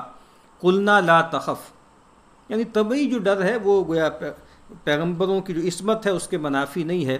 قُلْنَا لَا تَخَفْ، ہم نے کہا تو نہ ڈر، اِنَّكَ أَنْتَ الْأَعْلَىٰ، تو ہی رہے گا اوپر۔ کیوں رہے گا؟ کیونکہ تو ہمارا فرستادہ ہے، ہمارا نمائندہ ہے۔ وَأَلْقِ مَا فِي يَمِينِكَ، اور ڈال جو تیرے داہنے میں ہے، تلقف ما صنعوا، کہ نکل جاوے جو انہوں نے بنایا۔ انما صنعوا کید ساحر، ان کا بنایا تو فریب ہے جادوگر کا۔ ولا یفلح الساحر حیث اتی، اور جادوگر نہیں کام لے نکلتا جہاں آوے۔ جادوگر تو ظاہری بات ہے کہ کھیل کھیل رہا ہے، نظر بندی کر رہا ہے اور ایک سفلی علم رکھتا ہے، کہا کہ وہ کبھی بھی جو ہے کامیاب نہیں ہوتا، نہ دنیا میں نہ آخرت میں۔ فَأُلْقِيَ السَّحَرَةُ سُجَّدًا، اور گر پڑے جادوگر سجدے میں۔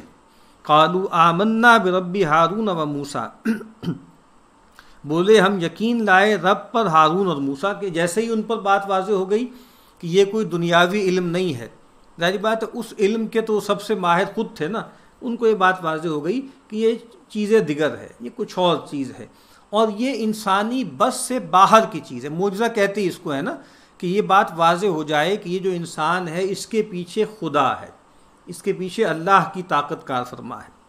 قال آمنتم لہ قبل ان آذن لکم، فرعون نے دھمکی دی، بولا فرعون تم نے اس کو مان لیا ابھی میں نے حکم نہ دیا تھا۔ انہ لکبیرکم الذی علمکم السحر، وہی تمہارا بڑا ہے جس نے سکھایا تم کو جادو۔ یہ کوئی نورا کشتی ہے، یہ تمہارا گرو ہے جس نے تمہیں سکھایا ہے سب کچھ۔ فَلَأُقَطِّعَنَّ أَيْدِيَكُمْ وَأَرْجُلَكُمْ مِنْ خِلَافٍ، سو اب میں کٹواؤں گا تمہارے ہاتھ اور دوسرے پاؤں۔ وَلَأُصَلِّبَنَّكُمْ فِي جُذُوعِ النَّخْلِ، اور سولی دوں گا تم کو کھجور کے ڈھنڈ پر۔ وَلَتَعْلَمُنَّ أَيُّنَا أَشَدُّ عَذَابًا وَأَبْقَىٰ، اور جان لوگے ہم میں کس کی مار سخت ہے اور دیر تک رہتی۔ قالو، اب دیکھیے کیسی قلب ماہیت ہوئی ان کی۔ پہلے آئے تھے انعام کا پوچھ رہے تھے، لالچی تھے، فرعون کے دین پر تھے، لیکن جیسے ہی حق واضح ہو گیا کس طریقے سے، کتنی جرأت سے انہوں نے یہ بات کہی۔ قالوا لن نؤثرك على ما جاءنا من البينات، وہ بولے ہم تجھ کو زیادہ نہ سمجھیں گے اس چیز سے جو پہنچی ہم کو صاف دلیل، والذی فطرنا، اور اس سے جن نے ہم کو بنایا۔ فاقض ما انت قاض، سو تو کر چک جو کرتا ہے۔ یہ بہت اہم جملہ ہے، فاقض ما انت قاض، جو تو نے کرنا ہے کر لے۔ انما تقضی هذه الحیات الدنیا، تو یہی کرے گا اس دنیا کی زندگی میں، تیرا جو ہے وہ وار اس دنیا کی زندگی تک چلنا ہے۔ کیا کر سکتا ہے؟ جان لے لے گا ہماری، لے لے، لیکن ہم تو اللہ پر ایمان لے آئے ہیں جس کے ہاتھ میں دنیا بھی ہے اور آخرت بھی ہے، اصل ابدی زندگی ہمیں میسر آ جائے گی۔ انا آمنا بربنا، ہم یقین لائے ہیں اپنے رب پر، لیغفر لنا خطایانا، تا بخشے ہم کو ہماری تقصیریں، وما اکرہتنا علیہ من السحر، اور جو تو نے کروا دیا ہم سے زور آوری یہ جادو۔ اس سے یہ پتہ لگتا ہے کہ شاید شروع میں جب آئے، اور ہو سکتا ہے وہاں پر سیدنا موسیٰ علیہ السلام نے گفتگو کی ہو، دعوت بھی دی ہو، جیسے بیان بھی ہو رہا ہے، تو فرعون کے جو جادوگر تھے وہ سمجھ گئے کہ یہ بات تو کہیں اور سے خطاب ہو رہا ہے، یہ کوئی بہت برتر جگہ سے کلام ہو رہا ہے، اور ہم ان کے سامنے ٹھہر نہیں پائیں گے، اور ہمیں ان کی بات ماننی چاہیے۔ گویا اس طرح کا کوئی تنازع بھی پیدا ہوا، لیکن پھر گویا اس کے بعد فرعون نے دھمکایا ہوگا، اس کی طرف اشارہ ہے کہ جو تو نے ہمیں دھمکایا ہے، اس جادو پر مجبور کیا۔ یا ایک رائے یہ بھی ہے کہ جیسے جادو جو ہے وہ گویا جبراً سکھایا جاتا تھا، اور گویا ایک لازمی سروس کے طور پہ، علم کے طور پہ جو ہے ان کو کچھ لوگوں کو اس میں ماہر کیا جاتا تھا۔ واللہ خیر و ابقا، اور اللہ بہتر ہے اور دیر رہنے والا۔ اس کا فائدہ ہے زور آوری کروایا۔ کہتے ہیں جادوگر حضرت موسیٰ کے نشان دیکھ کر سمجھ گئے تھے کہ یہ جادو نہیں، مقابلہ نہ کریے۔ پھر فرعون کی خاطر سے شاید فرعون جو ڈراتا تھا سو ان پر کر نہ سکا، دل میں ڈر گیا موسیٰ کی نشانی سے۔ انہ من یأت ربہ مجرما، مقرر ہے جو کوئی آیا اپنے رب پاس گناہگار ہو کر، فإن لہ جہنم، سو اس کے واسطے دوزخ ہے، لا یموت فیہا ولا یحیا، نہ مرے اس میں نہ جیوے۔ یعنی تمہارے پاس اختیار دنیا کی زندگی تک ہے، اس جسم تک ہے جہاں ہم بس ایک مرتبہ مر جائیں گے اور ختم ہو جائیں گے، لیکن اگر ہم شرک پر قائم رہے اور حالت جرم میں اپنے رب کے پاس حاضر ہوئے تو پھر وہ جہنم ہے، وہ ابدی ہے، اور نہ وہاں انسان جیے گا نہ مرے گا۔ اس کے برعکس وَمَن یأتہ مؤمنا، اور جو آیا اس پاس ایمان سے، قد عامل الصالحات، کر کر نیکیاں، فَأُولَٰئِکَ لَهُمُ الدَّرَجَاتُ الْعُلَىٰ، سو ان لوگوں کا ہیں درجے بلند۔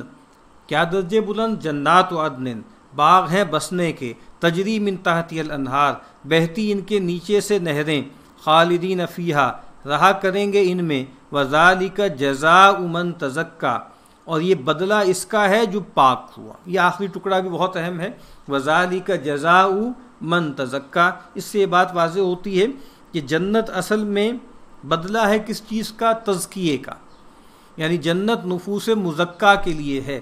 وہ لوگ جو اس دنیا میں اپنے تزکیے کا اہتمام کرتے ہیں، اپنے آپ کو پاک رکھنے کی کوشش کرتے ہیں، انہی کے لیے اللہ کی مغفرت ہے، انہی کے لیے اللہ کی جنت ہے، اللہ کی رضوان ہے۔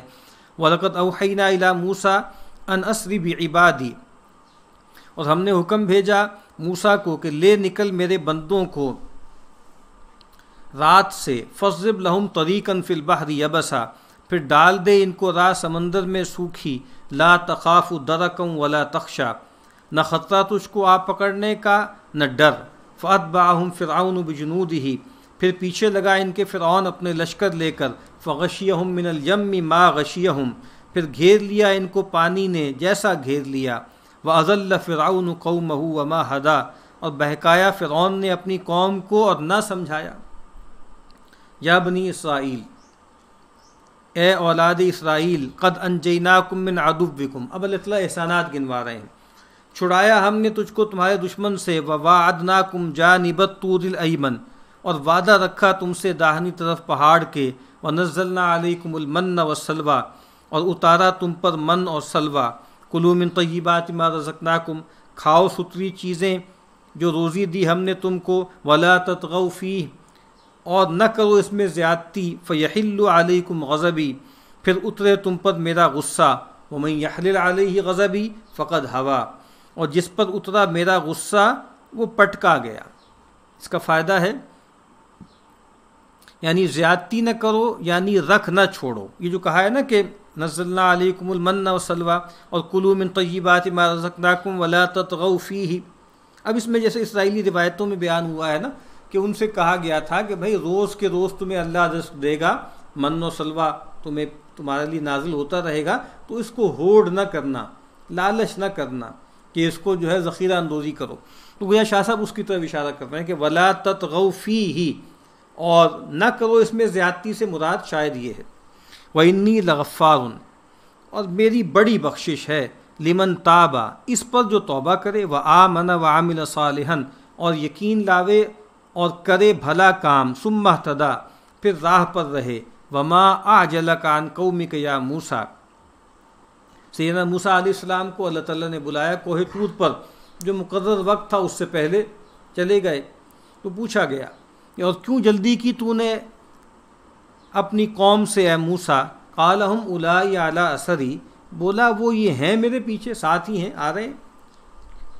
وعجلت الیک ربی لترضی، اور میں جلدی آیا تیرے رب، اور میں جلدی آیا تیری طرف اے رب کہ تو راضی ہو، تو یہ خوش کرنے کے لیے شوق میں جلدی آ گیا۔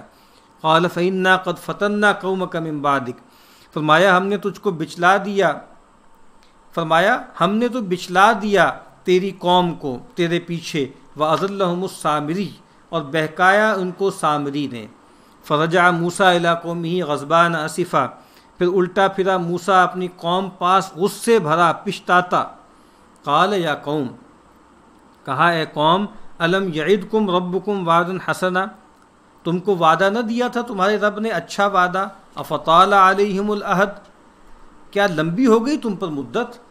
ام اردتم ان یحل علیکم غضب من ربکم، یا چاہا تم نے کہ اترے تم پر غضب تمہارے رب کا؟ فاخلفتم موعدی، اس سے خلاف کیا تم نے میرا وعدہ۔ قالوا ما اخلفنا موعدک بملکنا، بولے ہم نے خلاف نہیں کیا تیرا وعدہ اپنے اختیار سے، ولکننا حملنا اوزارا من زینت القوم، اور لیکن ہم کو کہا تھا کہ اٹھا لیں کتے بوجھ اس قوم کا گہنا۔ فقذفناها، پھر ہم نے وہ پھینک دیے۔ فکذالک القی السامری، پھر یہ نقشہ ڈالا سامری نے۔ فاخرج لهم عجلا جسد له خوار، پھر بنا نکالا ان کے واسطے ایک بچڑا ایک دھڑ جس میں سے چلانا گائے کا۔ فقالوا ھذا الہکم، پھر کہنے لگے یہ صاحب ہے تمہارا، والہ موسیٰ، اور صاحب موسیٰ کا، فنسیا، سو وہ بھول گیا، موسیٰ تو بھول گیا، معلوم نہیں کس رب سے ملنے گیا ہے، وہ رب تو یہ ہے جو بچھڑا ہے۔ اب یہاں پر جو کہا گیا ہے نا کہ وَلَكِنَّا حُمِّلْنَا أَوْزَارًا مِّن زِينَةِ الْقَوْمِ، تو اصل میں معاملہ یہ ہوا تھا کہ جب وہ نکلے آپا دھاپی میں تو جو بنی اسرائیل تھے ان کا بڑا زیور بھی تھا، تو وہ زیور انہوں نے اپنے جو ان کے آپ سمجھ لیجئے جو چودھری تھے، جو بڑے تھے، سردار تھے، ان کے پاس رکھوا دیا امانتاً کہ آپ ان کو سنبھالیں۔ اب وہ اٹھائے پھر رہے ہیں اس کو۔ تو کہتے ہیں کہ ایک وقت آیا کہ ہم نے تنگ آ کر لوگوں سے کہا کہ بھئی اٹھاؤ یہ اپنا جو ہے سونا، ہم جو ہے اس کو مزید سنبھال نہیں سکتے۔ تو پھر جو ہے سامری نے اس سونے کو جو ہے اکٹھا کیا، اس کو ڈھال کے ایک بچھڑے جیسی چیز بنا لی، اور اس میں خاص طرح سے کچھ ایسے سوراخ رکھے کہ جب ہوا اس میں سے گزرتی تھی تو گویا بھاں بھاں کسی آواز آتی تھی، ایسی آواز آتی تھی جیسے ایک بچھڑے کے منہ سے آتی۔ اور پھر یہ چکر دیا کہ اصل میں تو یہ تمہارا الہ ہے۔ اور جیسے کہ ہم پہلے پڑھ چکے ہیں نا کہ گویا ان کے اندر یہ چیز تھی، ظاہر پرستی انسان کا ایک مسئلہ ہے، اور خوگرے پیکرے محسوس تھی انسان کی نظر۔ اور ہم دیکھتے ہیں نا کہ جیسے ہی وہ نکلے ہیں اور فرعون سے اللہ تعالیٰ نے ان کو آزادی دی، اور پھر وہ آئے ہیں صحرائے سینا میں، تو وہاں پر ابتدا انہوں نے ایک قوم کو دیکھا کہ یاکفون علی اصنام لہم، کہ وہ اپنے بتوں کے سامنے دھیان گیان کر رہے ہیں۔ تو انہوں نے کہا کہ ہمارے لیے بھی ہے موسیٰ اس طرح کا ایک بت بنا دے جیسے ان کا ہے۔ تو یہ چیز گویا ان کے اندر لگتا ہے کہ بہت گہری جو تھی وہ تھی۔ تو یہاں پر جو ہے سامری نے فائدہ اٹھایا اور ایک بچڑے کو شکل دے دی۔ افلا یرون اللہ یرجع الیہم قولا، بھلا یہ نہیں دیکھتے کہ وہ جواب نہیں دیتا ان کو کسی بات کا، ولا یملک لہم ضرا ولا نفعا، اور اختیار نہیں رکھتا ان کے برے کا اور نہ بھلے کا۔ وَلَقَدْ قَالَ لَهُمْ فرعون، رب کون ہوتا ہے؟ رب وہ ہوتا ہے جو دعاؤں کو سنتا ہے، اَمَّن يُجِيبُ الْمُضْطَرَّ إِذَا دَعَاهُ، جو سمیع قریب ہے، اور وہ کون ہے جو نافع ہے اور نفع دیتا ہے لوگوں کو، اور لوگوں کی اپنے کرتوتوں کی وجہ سے ان کو نقصان میں ڈالتا ہے۔ وَلَقَدْ قَالَ لَهُمْ هَارُونُ مِن قَبْلُ، اور کہا تھا ان کو ہارون نے پہلے سے، یا قومی، اے قوم، انما فتنتم بھی، اور کچھ نہیں، تم کو بہکا دیا گیا ہے اس پر، وَإِنَّ رَبَّكُمُ الرَّحْمَٰنُ، اور تمہارا رب رحمان ہے، فَاتَّبِعُونِی، سو میری راہ چلو، اور وَأَطِیعُوا أَمْرِی، اور مانو بات میری۔ قالوا لن نبرح علیہ عاکفین، بولے ہم رہیں گے اسی پر لگے بیٹھے، وقوف کیے، توجہ کیے، حتیٰ یرجع الینا موسیٰ، جب تک پھر آوے ہم پاس موسیٰ۔ قال یا ہارون، کہا موسیٰ نے، اے ہارون، ما منعک اذ رأیتہم ضلوا الا تتبعان، اے ہارون تجھ کو کیا اٹکاؤ تھا جب دیکھا تو نے کہ وہ بہکے تو میرے پیچھے نہ آیا، میرے پیچھے آ کے فوری مجھے ایمرجنسی بتاتا۔ افعصیت امری، کیا تو نے رد کیا میرا حکم؟ قال یبن وہ بولا، اے میری ماں کے جنے، اے میری ماں جائے، لا تأخذ بلحیتی ولا برأسی، نہ پکڑ میری داڑھی اور نہ سر، انی خشیت ان تقول فرقت بین بنی اسرائیل ولم ترقب قولی، میں ڈرا کہ تو کہے گا پھوٹ ڈال دی تو نے بنی اسرائیل میں اور یاد نہ رکھی میری بات۔ اس کا فائدہ ہے، چلتے وقت موسیٰ ہارون کو نصیحت کر گئے تھے کہ سب کو متفق رکھیو، اس واسطے انہوں نے بچڑا پوجنے والوں کا مقابلہ نہ کیا، زبان سے سمجھایا اور وہ نہ سمجھے، یعنی قوم تقسیم ہو گئی دو حصوں میں، ایک بچڑے کی پوجا کر رہے ہیں، کچھ جو ہے انکار کر رہے ہیں، روک رہے ہیں۔ تو کہا کہ بھائی میں یہ ڈر یہ تھا کہ خانہ جنگی پیدا ہو جائے گی، پھوٹ پڑ جائے گی۔ تو فرقت بین بنی اسرائیل ولم ترقب قولی، ہمارے ہاں جیسے ایک گروہ ہے جو بہت دعوت کا کام کرتا ہے، اور ان کے ہاں امر بالمعروف پر بہت زور ہے، لیکن نہی عن المنکر پر وہ توجہ عام طور پر نہیں ہے۔ اور جب بتایا جاتا ہے کہ بھائی امر بالمعروف کے ساتھ ساتھ نہی عن المنکر کی بھی ضرورت ہے، تو وہ عام طور پر ایک بات کرتے ہیں، اور وہ کہتے ہیں کہ بھئی نہی عن المنکر سے جو ہے وہ توڑ پیدا ہوتا ہے، اور ہم جوڑنے والے ہیں، ٹھیک ہے، اور یہ اس طرح کی ان آیات سے استدلال بھی کرتے ہیں۔ تو بہرحال یہ استدلال ٹھیک نہیں ہے، یہاں ایک خاص صورتحال تھی، خانہ چنگی کی صورتحال پیدا ہو گئی تھی، یہ بات ٹھیک ہے کہ اگر کسی منکر کے خاتمے کی کوشش میں اندیشہ ہو کہ اس سے کوئی بڑا منکر وجود میں آئے گا تو پھر اس منکر کو گوارا کیا جائے گا، وہ ایک مستقل ضابطہ ہے، قاعدہ ہے۔ اور ایک روایت ہے تاریخی، بہت سی کتابوں میں نقل ہوئی ہے کہ جو تاتاریوں کا فتنہ تھا اس زمانے میں، جب مسلمانوں کو جو ہے تاتاری تاراج کر رہے تھے اور بہت بری طرح ان کو ذبح کر رہے تھے، تو امام ابن تیمیہ علیہ رحمہ کا بھی وہی دور تھا، تو ان کی طرف منقول ہے یہ بات کہ وہ گزر رہے تھے اپنے کچھ ساتھیوں کے ساتھ، تو وہاں دیکھا ہے کچھ تاتاری جو ہیں وہ شراب پی رہے ہیں اور نشے میں دھت ہیں، تو کچھ لوگوں نے کہا کہ بھئی ان کو روکنا چاہیے اس کام سے، یہ غلط کام کر رہے ہیں، برا کام کر رہے ہیں. تو امام ابن تیمیہ نے روک دیا اور کہا کہ نہیں، ان کو مت روکو، اگر یہ شراب کے نشے سے نکلیں گے، ان کو افاقہ ہوگا تو کیا کریں گے؟ وہ مسلمانوں کو ذبح کریں گے، قتل کریں گے، تو اس وقت ان کا نشے میں دھت رہنا ہی بہتر ہے نا. تو ایک منکر ہے، اس کو گوارا کیا جا رہا ہے کہ اس سے بڑا منکر وجود میں آئے گا اگر اس سے ان کو روک دیا گیا. تو کہا کہ میں نے اس ڈر سے جو ہے میں نے نہیں بات کو آگے بڑھایا. قال فما خطبک یا سامری. اب جیسے قوم سے مخاطب ہوئے ایسے اپنے بھائی سے معاملہ کیا. اب جو یہ سارے فتنے کو اٹھانے والا تھا، جو شریر تھا سامری، اس کی طرف مخاطب ہوئے. فما خطبک یا سامری. کہا موسیٰ نے اب تیری کیا حقیقت ہے یا سامری؟ قال بصرت بما لم یبصروا بہ. بولا میں نے دیکھا جو سب نے نہ دیکھا. فقبضت قبضۃ من اثر الرسول. پھر بھر لی میں نے ایک مٹھی پاؤں کے نیچے سے اس پر بھیجے ہوئے کی، جو رسول ہیں یعنی سیدنا جبریل آئے تھے، اور ان کے گھوڑے کی جو ان کے گھوڑے کی جو ٹاپ ہے اس کے نیچے کی مٹی میں نے لے لی تبرکن. فنبذتها. اور میں نے اس میں یہ جو سونا اکٹھا کر کے ہم نے میلٹ کیا تھا نا، اس میں ڈال دی. اس سے یہ بچڑا وجود میں آ گیا، اور اس میں اس طرح کی ایک جو ہے خاص طرح کا چمتکار سامنے آ گیا. کہا وَكَذَلِكَ سَوَّلَتْ لِي نَفْسِي. اور یہی مصلحت دی مجھ کو میرے جی نے تو مجھے یہی بات سجھائی. میں تو بس جو میرے کانشیس نے، میرے ضمیر نے مجھے بتایا، میرے جی نے سجھایا، میں نے وہ کر دیا. اب ایک رائے تو یہ کہ ایسا واقعہ ہوا تھا، لیکن زیادہ صحیح بات ان مفسرین کی ہے جو یہ کہتے ہیں کہ یہ بات اس نے بنائی ہے. کہا کہ مجھے تو کشف ہوا تھا، میں نے تو یہ دیکھا تھا، وہ دیکھا تھا. تو یہ ڈھونگ رچایا، ایسا کچھ بھی نہیں ہوا.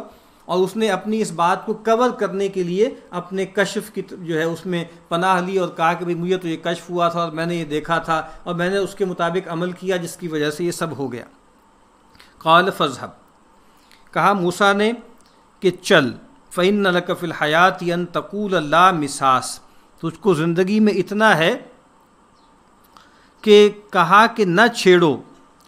وَإِنَّ لَكَ مَوْعِدًا لَن تُخْلَفَ. اور تجھ کو ایک وعدہ ہے، وہ تجھ سے خلاف نہ ہوگا. اب یہاں اس سے پہلے بھی جو بات بیان ہوئی ہے نا کہ سیدنا موسیٰ علیہ السلام نے جو ہے وہ بہت زیادہ سختی کا معاملہ کیا اپنے بھائی کے ساتھ بھی. خاص طور پہ بڑی عجیب سی ایک منظر بنتا ہے نا کہ سر اور داڑھی کے بال کھینچ رہے ہیں باقاعدہ اور ڈانٹ رہے ہیں. تو گویا اس معاملے میں بھی ہمیں پتہ لگتا ہے نا کہ جو مدارات ہوتی ہے وہ انفرادی زندگی میں، ذاتی زندگی کے جو معاملات ہوتے ہیں ان میں ہوتی ہے، دنیاوی معاملات میں ہوتی ہے. دینی معاملات میں مدارات نہیں ہوتی، وہاں تو بہت سختی سے معاملہ ہوتا ہے. اور وہی بات کہ جو آپ سے جتنا قریب ہے اس کا احتساب بھی اتنا ہی کڑا ہوتا ہے، اور ان کی طرف سے کوئی کوتاہی ہو تو اس پر پکڑ بھی بڑی سخت ہے. آپ دیکھیں نا قرآن مجید میں ازواج مطہرات سے کہا گیا لستن کاحد من النساء ان اتقیتن. اور کہا کہ اگر خدا نہ خواستہ تم اگر کسی خرابی کا شکار ہوگی تو تمہارے لیے پھر عذاب بھی دوہرا ہے. تو یہاں سیدنا موسیٰ کی جو سختی ہے اس کے پیچھے بات یہ ہے. اب یہاں سامری کے بارے میں ہے کہ اس کو جو ہے وہ قتل نہیں کیا گیا، بلکہ وہاں ہم دیکھتے ہیں قرآن مجید میں اور جگہوں پر ہے نا کہ بھئی جہاں جن لوگوں نے یہ شرک کا رویہ اختیار کیا تھا، ارتداد کیا تھا، ان پر ارتداد کی سزا نافذ ہوئی. اور وہ کیا ہے؟ وہ قتل ہے. تو وہ اسی ہر قبیلے کے لوگ جنہوں نے یہ ارتداد کیا تھا ان کو انہی کے لوگوں نے جو ہے قتل کیا ہے، جو ہے ان پر جو ہے گویا وہ حد جاری کی ہے. لیکن یہاں پر اس کو قتل نہیں کیا گیا، بلکہ اس کو قتل سے بھی بڑھ کر سزا دی گئی. یعنی قتل تو یہ ہے نا کہ انسان کو مار دیا جائے، انسان ختم ہو جائے. لیکن لامساس کیا ہے کہ گویا اچھوت بنا دیا ان کو، جیسے ہم کہتے ہیں نا کہ ایکسکمیونیکیٹ کر دیا، ان کو نکال دیا، اور ان کو جو ہے وہ دیس نکالا دے دیا. اور آپ کو معلوم ہوگا کہ پرانے روایتی جو قبائلی معاشرہ ہوتا تھا اس میں اگر کسی کو کہا جائے کہ بھئی اس سے تعلق نہیں رکھنا تو اس کی زندگی اجیرن ہو جاتی ہے. تو گویا اس کو اچھوت بنا دیا گیا. اور دوسری رائے یہ ہے کہ ایک بیماری اس کو ایسی اللہ کی طرف سے آ گئی کہ کوئی اس کے قریب نہیں آ پاتا تھا. تو بہرحال یہ گویا ایک مرتبہ مارنے سے زیادہ سخت سزا ہے جو اس کو دی گئی. یہ جو آیت ہے اس کے حوالے سے کچھ لوگوں نے اس کو اور طرح سے بھی تھیورائز کیا ہے کہ بھئی اس کو قتل نہیں کیا گیا، اس کا مطلب یہ ہے. اور یہ کہا گیا نا کہ وَإِنَّ لَكَ مَوْعِدًا لَن تُخْلَفَ. تو وہ جو موعد کیا ہے وہ آخرت کی ہے اصل میں. لوگوں نے اس کو تھیورائز کیا کہ اصل میں جو دجال کا ذکر ہوتا ہے، دجال بھی اصل میں گویا ہیومن ہسٹری میں مختلف بھیس بدل کر آتا رہا. بھارت کے ایک صاحب علم ہیں مفکر ہیں اسرار عالم صاحب، انہوں نے بہت زیادہ تھیورائزیشن کی ہے کہ یہی جو ہے وہ جو ہے سامری بھی یہی تھا۔ اس کے بعد پھر نبی اکرم صلی اللہ علیہ وسلم کے زمانے میں جو عبداللہ ابن سبا تھا وہ یہی تھا۔ اس کے بعد پھر وہ کہتے ہیں کہ یہ جو مارٹن لوتھر تھا پروٹیسٹنٹ ریفارمیشن والا جو ہے وہ بھی گویا یہی تھا، وغیرہ وغیرہ عجیب طرح تھیورائزیشن ہوتی ہے۔ تو وہ یعنی اور بھی لوگوں نے کہا ہے کہ اصل میں سامری دجال تھا، اور چونکہ ظاہری بات ہے ان کے جو صاحب ہیں نا اللہ کے نبی نے، جب وہ ابن سیاد کا معاملہ ہوا تھا، ایک لڑکا پیدا ہوا یہود ایک گھرانے میں جس میں کچھ جو ہے نشانیاں ایسی تھیں جو دجال کی سے جو ہے مماثلت رکھتی تھیں، جو اللہ کے نبی کو اللہ تعالیٰ نے بتائی تھیں۔ تو ایک موقع پہ سیدنا عمر نے اجازت طلب کی کہ اللہ کے نبی آپ اجازت دیں میں اس کی گردن مار دوں۔ تو اللہ کے نبی نے کہا کہ بھئی دیکھو اگر تو یہ وہی ہے تو پھر تم اس کو نہیں مار سکو گے، اس کے صاحب تو مسیح ہیں، وہ مسیح آ کر اس کو قتل کریں گے، اور اگر یہ جو ہے وہ نہیں ہے تو پھر یہ ذمی ہے، یہ معاہد ہے، اور جس نے ابھی کوئی جرم بھی نہیں کیا تو ہم اس کو کس بنیاد پر ہم قتل کریں، اس کا قتل کرنا ہمارے لیے روا نہیں ہے۔ تو بہرحال وہ یہ کہتے ہیں کہ اس وجہ سے قتل نہیں کیا سامری کو، چونکہ اس نے تو گویا آگے جینا تھا اور سیدنا مسیح نے آگے قتل کرنا تھا، لیکن یہ بس بلا وجہ کی ایک گپ ہے جو لوگوں نے اڑائی ہے، اس کے پیچھے اور کوئی دلیل نہیں ہے۔ تو وانظر الی الہک الذی ظلت علیہ عاکفا، اور دیکھ اپنے ٹھاکر کو جس پر سارے دن لگا بیٹھا تھا، لنحرکنہ، ہم اس کو جلا دیں گے، ثم لننسفنہ فی الیم نسفا، پھر بکھیریں گے دریا میں اڑا کر۔ اب اس کا فائدہ ہے، یعنی دنیا میں اس کو یہی سزا ملی، وہ لشکر بنی اسرائیل سے باہر الگ رہتا، اگر وہ کسی سے ملتا یا کوئی اس سے دونوں کو تب چڑھتی یعنی بخار آتا، اس مارے لوگوں کو دور دور کرتا، اور ایک وعدہ ہے کہ خلاف نہ ہوگا، شاید عذاب آخرت ہے، اور جو ہے کہا کہ شاید آخرت کا عذاب ہے، اور شاید دجال کا نکلنا وہ بھی یہود میں اسی کا فساد پورا کرے گا، یہ نہیں کہا کہ وہ وہی ہوگا، یعنی وہ بھی یہود کو گمراہ کیا سامری نے، اور گویا اسی کی جو گمراہی ہے بڑھتے بڑھتے پھر آخر میں دجال جو ہے وہ بھی یہود کو گمراہ کرے گا، یہودیوں میں سے ہوگا۔ جیسے ہمارے پیغمبر مال بانٹتے تھے، ایک شخص نے کہا انصاف سے بانٹو، فرمایا اس کی جنس کے لوگ نکلیں گے، وہ خارجی نکلے کہ اپنے پیشواؤں پر لگے اعتراض پکڑنے۔ اب آگے شاہ صاحب ایک اہم بات کرتے ہیں، کہتے ہیں جو کوئی دین کے پیشواؤں پہ تان کرے ایسے ہی ہوا، یعنی وہی کہہ رہے ہیں نا کہ جس طرح رسول اللہ صلی اللہ علیہ وسلم کے زمانے میں وہ جو شخص تھا نا خویسرہ، وہ آیا اس نے گستاخی کی، تو اللہ کے نبی نے کہا کہ اس کو چھوڑ دو، اس کی نسلوں میں ایسے لوگ پیدا ہوں گے۔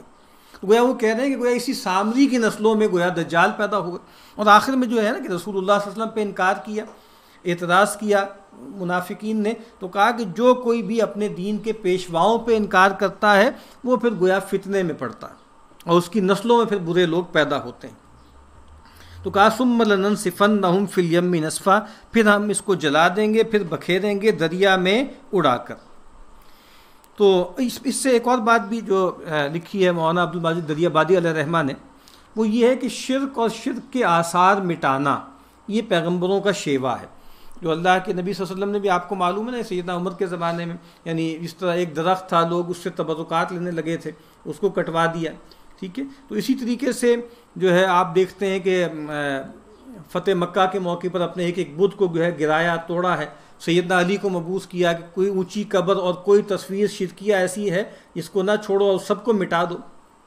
اور پھر آپ دیکھیے کہ رسول اللہ صلی اللہ علیہ وسلم نے مسجد رضار کو جو ہے وہ ڈسمینٹل کروایا، بڑا اچھا لکھا ہے عبدالماجد صاحب نے کہ اس کو دیکھنا چاہیے نا کہ اللہ کے نبی صلی اللہ علیہ وسلم نے کعبۃ اللہ ہے، اب کوئی آدمی کہہ سکتا ہے کعبے کی حرمت جو ہے وہ پامال ہو رہی ہے، اس کے اندر سے بتوں کو جو ہے گرایا جا رہا ہے، یا مسجد تھی لیکن اس کو بھی گرا دیا گیا۔ تو یہاں پہ ماجد صاحب دیکھتے ہیں نا کہ یہ جو ہمارے یہاں جو ہے تعزیے اور ذریحیں نکلتی ہیں اور عرس اور میلے والے ہیں، تو کہتے ہیں کاش وہ ان حقائق پر غور کریں کہ وہ چیزیں کہ جو شرک کا باعث بننے والی ہیں اس کو بہت سختی سے پیغمبر اور پیغمبر کے وارثوں نے دور کیا، ہٹایا۔ بارک اللہ علی ولکم فی القرآن العظیم ونفعنی وإیاکم بالآیات والذکر الحکیم۔